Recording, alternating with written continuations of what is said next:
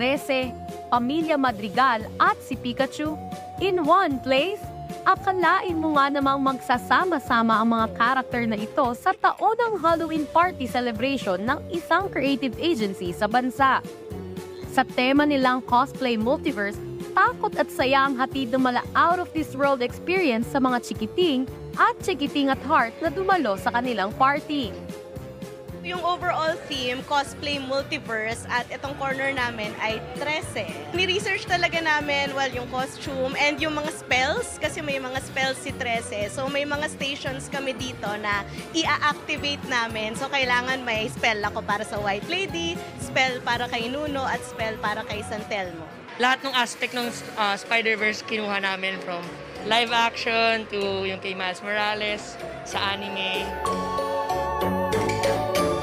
Sobrang laki ng importansya niya sa culture. So, lalo na ngayon, after nung pandemic, magkahiwalay kaming lahat. Ngayon na lang kami ulit nagsama-sama on ground, nag-decorate ulit. Yung makita mo ulit yung mga bata at magbigay ka ulit ng saya sa kanila, face to face, malaking bagay sa amin yun. Sa bawat sulok ng kanilang kwarto ay parang nasa loob ka ng paborito mong movie. May Barbie theme, Marvel Spider-Verse, anime, at Tagalog comic movie na 13. From colors to designs, spells at special effects ay kuhang-kuha ng bawat isa.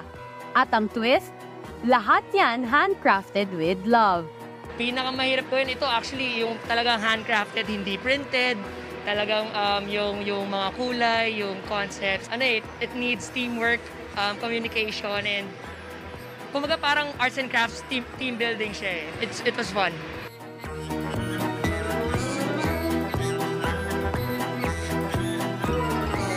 Ang Halloween parties ay hindi lamang tungkol sa mga kakaibang costume at trick or treats. Nagbibigay daan din ito sa pagkakaroon ng work-life balance ng mga empleyado at mapatatag ang samahan ng bawat isa.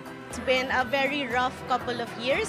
So I think naman in our own ways, hanap din tayo ng magpapasaya sa ating lahat.